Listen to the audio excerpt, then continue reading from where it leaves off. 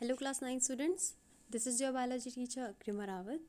So we have been doing chapter number 14 natural resources. In this we have started the abiotic factor water. Okay, so today we are going to see what is water pollution. What do you understand by water pollution? Okay, तो हम बहुत पहले से पढ़ते आ रहे हैं pollution के बारे में.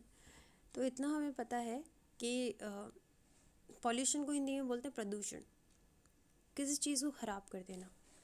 तो वैसे ही वाटर को हम कैसे कह सकते हैं, कब कह सकते हैं कि पॉल्यूशन हो रहा है वाटर में? जब उसमें किसी तरह का हार्मफुल सब्सटेंस हम मिला दें जो कि वाटर की प्रॉपर्टी को ख़राब कर दे, उसकी क्वालिटी को ख़राब कर दे. वो हार्मफुल सब्सटेंसेस क्या क्या हो सकते हैं? केमिकल्स हो सकते हैं. केमिकल्स कहाँ कहाँ से आ सकते हैं? आपकी इंडस्ट्रीज़ में से आ सकते हैं, और भी जो आपके आसपास कोई ऐसी छोटी छोटी प्लांट्स होते हैं वहाँ से आ सकते हैं. ठीक है, प्लांट्स मतलब ये आपके जो इंडस्ट्रियल प्लांट्स होते हैं, ठीक है, वहाँ से केमिकल्स आपके पहुँच सकते हैं पानी तक. वेस्ट मटेरियल्स जैसे कि गार्बेज वगैरह है, कूड़ा करकट है, हमारे घरों का होता है. हम रिलीजन के नाम पे भी बहुत सारा जो गार्बेज होता है वो पानी में डाल देते हैं. ये सब पानी की क्वालिटी को इफ़ेक्ट करता है. पानी की क्वालिटी को इफ़ेक्ट करने के साथ साथ जो उसमें लिविंग ऑर्गेनिजम्स रह रहे हैं, जो वहाँ पे लाइफ पनप रही है पानी के अंदर, हम उनको भी खतरे में डाल देते हैं. तो इसे हम क्या कहेंगे? वाटर पॉल्यूशन, जब ऐसा कुछ हो रहा हो. अब वाटर पॉल्यूशन के कारण क्या क्या है, किन किन कारणों की वजह से वाटर पॉल्यूशन होता है? सबसे पहली चीज़, जैसे हमने बोला कि वेस्ट आता है जो इंडस्ट्री से. इंडस्ट्रीज़ बहुत ज़्यादा एक ज़रूरत बन गई है इस टाइम पे ह्यूमंस की, क्योंकि इंडस्ट्रीज़ में ऐसी बहुत सारी चीज़ें बन रही हैं जो हमारी बेसिक नीड्स हैं. ठीक है, खाने की चीज़ें हैं, आपके मेडिसिन्स हैं, इसके अलावा फर्नीचर्स हो गए आपके. ठीक है, बहुत ही छोटी छोटी चीज़ें जो आज के टाइम पे हमने अपनी नीड बना ली हैं, वो इंडस्ट्रीज़ में बन रही हैं.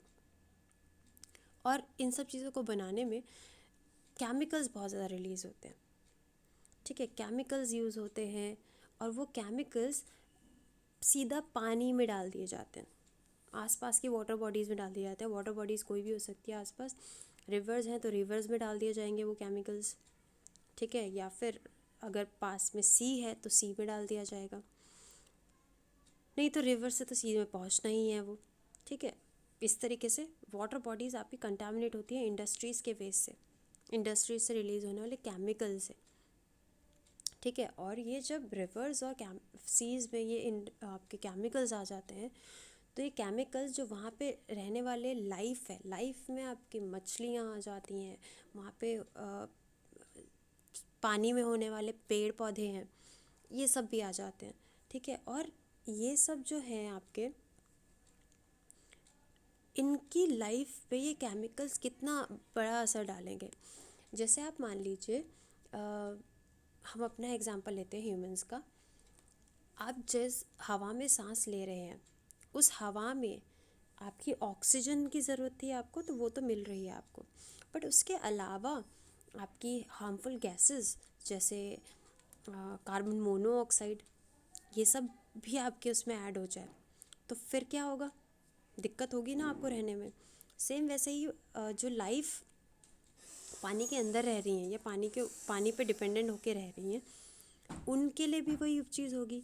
आपने पानी में जो पानी में रहने वाले ऑर्गेनिज्म थे, जो नॉर्मल पानी में रहने की जिन्हें आदत थी, आपने उनमें केमिकल्स डाल दिए साथ साथ में, तो ऑब्वियसली उन्हें असर डालेंगे ये, है ना. तो इस तरीके से वाटर पॉल्यूशन होता है. दूसरा, सीवेज. जो सीवेज क्या है? सीवेज सबसे पहले हम समझते हैं, हमारे घर जो हमारी बॉडी से वेस्ट निकलता है, ठीक है, वो हमारे टॉयलेट से हमारे जो आपके ड्रेन्स में पहुंचते हैं. ठीक है, तो ड्रेन्स में ये पहुंच कर आपके ड्रेन से पहुंचेंगे. ठीक है, वहाँ से आपके सीवर टैंक्स वगैरह होते हैं, वहाँ से आपके रिवर बॉडीज़ तक ही पहुंचते हैं लास्ट में, है ना.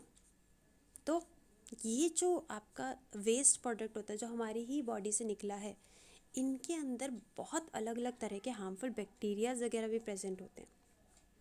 अगर ये सीवेज डायरेक्टली रिवर बॉडीज़ में या वाटर बॉडीज़ के अंदर डाल दिया जाए तो ये हार्मफुल बैक्टीरियाज भी उस पानी में मिल गए, और अगर इस पानी को डायरेक्टली कोई कंज्यूम करता है तो उसे बीमारी होना पक्का हो जाएगा, क्योंकि हार्मफुल बैक्टीरिया डायरेक्टली उसकी बॉडी में एंटर कर रहे हैं।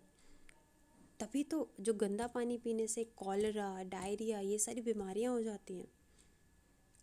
ओके, सो ये सीवेज कितना ज़्यादा हार्मफुल हो सकता है।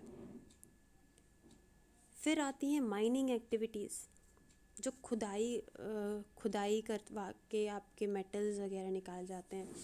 कोल हो गया और आयरन, ये सब आपके मेटल्स जो हैं खदानों से खुदाई कर कर के निकाले जाते हैं। ये आपके इनमें जब माइनिंग होती है तो वहाँ पे भी बहुत सारा आपका वाटर वगैरह भी यूज़ होता है। ठीक है, जब आप वाटर वगैरह यूज़ कर रहे हैं खुदाई के टाइम पे कुछ कुछ कुछ उनमें, तो वहाँ पे वो वाटर फिर आपका कहाँ जाएगा, बाद में तो आपका वाटर बॉडीज़ में ही जाएगा। और ये जो माइनिंग के टाइम पे जो मेटल्स वगैरह हैं थोड़े बहुत वो पानी के साथ मिलकर उस पानी तक भी पहुँच जाएंगे। और ये मेटल्स जो हैं आपके, ये अगर किसी लिविंग ऑर्गेनिज्म की बॉडी में पहुँच गए तो उसको हार्म करेंगे ही करेंगे पक्का। जैसे कि मरकरी मरकरी से होने वाली भी एक आपकी एक बीमारी है, जो कि ये कब हुई थी, जब आपका मरकरी पानी तक पहुंच गया था। और पानी में पहुंचने के बाद जो आपकी मछलियां हैं उन्होंने इसे कंज्यूम कर लिया, और उसके बाद मछलियों को ह्यूमंस खाते हैं। ठीक है, और ये ह्यूमंस तक भी पहुंच गया। ठीक है, इससे बीमारियां होती हैं। तो ये आपकी मेटल्स भी कितना ज़्यादा हार्मफुल हो सकते हैं। तो ये माइनिंग भी आपकी वाटर पॉल्यूशन करेगी, क्योंकि मेटल्स भी पानी का एक कंपोनेंट तो है नहीं, एक्स्ट्रा ही है। ठीक है, ये भी पॉल्यूशन करेंगे। इसके अलावा फर्टिलाइज़र और पेस्टिसाइड्स भी। कैसे? जब हम खेतों में फर्टिलाइज़र अपनी डाल रहे हैं ताकि हमारी क्रॉप्स जो हैं वो बहुत अच्छी अच्छी हो जाए, उनको सारे न्यूट्रिएंट्स वगैरह मिल जाएं। ठीक है, बट हैं तो केमिकल्स ही, पेस्टिसाइड्स। अगर कीड़े वगैरह आपके क्रॉप्स वगैरह पे लग रहे हैं तो आप पेस्टिसाइड्स वगैरह डाल दीजिए। खेतों में आप पानी डालते हैं, पानी डालने के बाद वो ज़मीन में भी तो सोख होता है, सारा पानी तो आपका यूज़ नहीं कर लेते प्लांट, ज़मीन में भी सोख होता है। कुछ आसपास की रिवर बॉडी जैसे कि पॉन्ड्स वगैरह हो गए वहाँ तक पहुँच जाता है, कुछ आपका अंडरग्राउंड वाटर तक पहुँच रहा है। पानी के साथ साथ ये फर्टिलाइज़र, पेस्टिसाइड्स भी पहुँच जाते हैं आपके अंडरग्राउंड वाटर तक, या आसपास के रिवर्स या फिर पॉन्ड्स वगैरह तक। ठीक है, पानी में घुल घुल के, क्योंकि सारा फर्टिलाइज़र और पेस्टिसाइड्स तो यूज़ प्लांट्स तक पहुँच नहीं रहा है, सारा तो उन्होंने सोख नहीं लिया, आधा ऐसे ही रह जाता है। क्योंकि उनका एप्लीकेशन कैसे होता है, छिड़क छिड़क के। ठीक है, आप ऐसे ही छिड़क रहे हैं तो जितना थोड़ा बहुत उन तक पहुंचना होगा वो पहुंच जाता है, और आधा आपका मिट्टी में पहुंच जाता है, मिट्टी के साथ साथ पानी में घुल घुल के आपका नीचे तक पहुंच जाएगा, अंडरग्राउंड वाटर में पहुंच जाएगा, पॉन्ड्स वगैरह में, रिवर्स वगैरह तक पहुंच जाएगा। अब ये हैं क्या, केमिकल्स है। ये केमिकल्स आपके जब आपके एक्वाटिक एनिमल्स तक पहुँचेंगे या प्लांट्स, एक्वाटिक प्लांट्स तक पहुँचेंगे, ठीक है, तो ये आपके प्लांट्स, एनिमल्स सबको आपको क्या करेगा, हार्म करेंगे। ये कैसे हार्म करेंगे? क्योंकि ये जैसे कि आपके जो एक्वाटिक एनिमल्स हैं जैसे कि फ़िश हो गई, ठीक है, उसने कंज्यूम, उसकी बॉडी में तक पहुंचा ये केमिकल, उसने भी कंज्यूम करा। ठीक है, उन्होंने कंज्यूम किया, आसपास के जो प्लांट्स थे वहाँ तक, वो उन तक भी पहुँचा ये, और फिर इन्हें हमने कंज्यूम कर लिया, ह्यूमंस ने कर लिया या दूसरे एनिमल्स ने कर लिया, उन तक पहुँच गया। तो ये हार्म कर रहा है, ये केमिकल्स ही तो हैं। ठीक है, हमने किसी और यूज़ के लिए डाला और हमें आखिर में वो आके नुकसान ही करते हैं ये सब। ठीक है, तो ये सब आपका वाटर पॉल्यूशन करने के कारण हैं। अब क्या क्या असर होता है वाटर पॉल्यूशन से? अभी तक हमने देखा कि किस तरह से वाटर पॉल्यूशन हो रहा था। अब वाटर पॉल्यूशन हो जाएगा तो उससे असर क्या क्या पड़ेगा? जब अनवांटेड सब्सटेंस जैसे कि फर्टिलाइजर्स, पेस्टिसाइड्स या इंडस्ट्रियल वेस्ट, ठीक है, ये सब पहुंचता है, can make it poisonous and extremely harmful for consumption. तो ये जो होते हैं आपके प्लांट्स वगैरह, ठीक है, इन तक ये सब चीज़ें पहुंचती है, या पानी तक ये सब चीज़ें पहुंच रही हैं, फर्टिलाइज़र, पेस्टिसाइड्स, तो आप डायरेक्टली उस पानी को कंज्यूम नहीं कर सकते। अब एक चीज़ देखो, जिन लोगों के घर, जो लोग इतना अफोर्ड कर सकते हैं कि वो फ़िल्टर्स वगैरह लगा लें अपने घर में, वो तो तभी भी आपका थोड़ा फ़िल्टर्ड पानी पी रहे हैं। बट जो लोग अफोर्ड नहीं कर सकते वो तो डायरेक्टली रिवर्स वगैरह पे डिपेंड हैं, रिवर से पानी भरते हैं, घर ले जाते हैं, पी लेते हैं। तो उनको तो डायरेक्टली वो पेस्टिसाइड्स, फर्टिलाइज़र, इंडस्ट्रियल वेस्ट वाला पानी वो कंज्यूम कर रहे होंगे, तो उन्हें तो हार्म होगा ही होगा। और जो एनिमल्स वहाँ रह रहे हैं उनको तक तो ये पहुँचेगा ही पहुँचेगा, ठीक है, ये पॉइजनस हो जाएगा उनके लिए, और उनको बहुत सारी बीमारियाँ कर सकता है ये। इसके अलावा सीवेज से पहुँचने वाले बहुत सारे बैक्टीरियाज वगैरह, ठीक है, जो इनको आपके बहुत सारी अलग अलग तरह की डिजीज़ दे सकते हैं, जैसे कि मैंने आपको बताया कॉलरा, ठीक है, डायरिया, ये सारी डिजीज़ हो सकती हैं जो इनके इन हार्मफुल बैक्टीरियाज के की वजह से होती है, ठीक है, गंदा पानी, पॉल्यूटेड वाटर पीने से होती है। तभी तो कहते हैं कि पानी को उबाल के पीना चाहिए, अगर आप फ़िल्टर नहीं करें तो उबाल के पीजिए, क्योंकि उबाल के पीने का क्या मतलब है, उबालने से बहुत सारे उसके माइक्रो ऑर्गेनिज्म जो उसके अंदर होंगे वो मर जाएंगे, जिसकी वजह से शायद आपको बहुत सारी डिजीज़ उनसे बच जाए। ओके, इसके अलावा और क्या असर होता है वाटर पॉल्यूशन से? वाटर पॉल्यूशन होने की वजह से जो ऑक्सीजन का अमाउंट होता है पानी के अंदर वो कम हो जाता है। अब ऑक्सीजन का अमाउंट कैसे कम हो जाता है पानी में, समझिएगा इस चीज़ को। पानी में जो लिविंग ऑर्गेनिज्म जैसे जैसे मछलियाँ हैं, वो पानी में घुली हुई ऑक्सीजन को लेते हैं अपने अंदर, ठीक है, वो हवा में सांस नहीं लेते, वो पानी में ही सांस लेते हैं, क्योंकि पानी के अंदर ही ऑक्सीजन घुली हुई होती है, ठीक है। अब आपने पानी के अंदर बहुत सारे सीवेज डाल दिया, ठीक है, आपके घरों से सीवेज निकल रहा है, आप एक मान लेते हैं एक पॉन्ड है, ठीक है, पॉन्ड में मछलियाँ वगैरह रहती है और वहीं पे आसपास के घरों का सीवेज आ रहा है। अब वो सीवेज में क्या होते हैं, न्यूट्रिएंट्स होते हैं, एक तरह से माइक्रो ऑर्गेनिजम्स के लिए, ठीक है, हमारा बचा कुचा खाना वगैरह ही तो होता है हमारे बॉडी से जो वेस्ट निकलता है उसमें, तो उसके अंदर भी न्यूट्रिएंट्स हैं, और वो न्यूट्रिएंट्स कौन यूज़ करता है, माइक्रो ऑर्गेनिज्म। तो जैसे ही पानी के अंदर न्यूट्रिएंट्स की अमाउंट बढ़ती है तो उसको खाना, वो माइक्रो ऑर्गेनिज्म के लिए एक तरह से खाना हो गया, तो माइक्रो ऑर्गेनिज्म वहाँ पे पानी में अटैक करेंगे, माइक्रो ऑर्गेनिज्म आ जाएंगे बहुत सारे इस न्यूट्रिएंट को कंज्यूम करने के लिए, खाने के लिए, तो बहुत सारे माइक्रो ऑर्गेनिज्म का लेवल बढ़ जाएगा पानी के अंदर। अब माइक्रो ऑर्गेनिजम्स को भी आपको पता है ऑक्सीजन की ज़रूरत पड़ती है।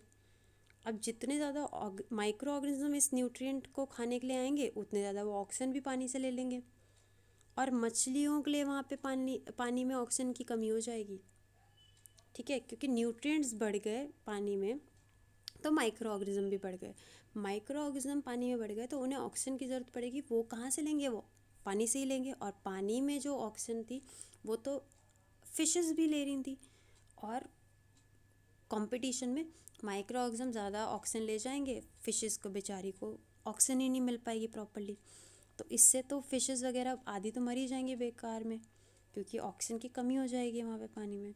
तो इस तरीके से वाटर पॉल्यूशन एक्वेटिक लाइफ को भी अफेक्ट कर देता है, पानी में रहने वाले प्लांट्स को भी इफ़ेक्ट करेगा, ठीक है। तो इस तरीके से ये असर पड़ता है वाटर पॉल्यूशन से। इसके अलावा वाटर पॉल्यूशन से पानी का टेम्परेचर भी चेंज हो जाता है। कैसे, क्या होता है, वाटर पॉल्यूशन का मतलब सिर्फ ये नहीं है कि आपने गंदगी डाल दी, कभी कभी क्या होता है इंडस्ट्रीज़ में ना बड़ी बड़ी मशीनें चलती हैं, मशीन्स को में जब चलती हैं वो तो गर्मी भी प्रोड्यूस होती है, फ्रिक्शन वगैरह प्रोड्यूस होता है, तो उसकी वजह से गर्मी हो जाती है मशीन्स में, मशीन्स को ठंडा भी करना पड़ता है, कूलेंट की तरह पानी को यूज़ किया जाता है, तो पानी को एक तरह से डालते हैं उन मशीन्स में, तो मशीन तो ठंडी होगी बट पानी गर्म हो गया, अब ये पानी को वापस रिवर वाटर बॉडीज़ वगैरह में डाल देते हैं।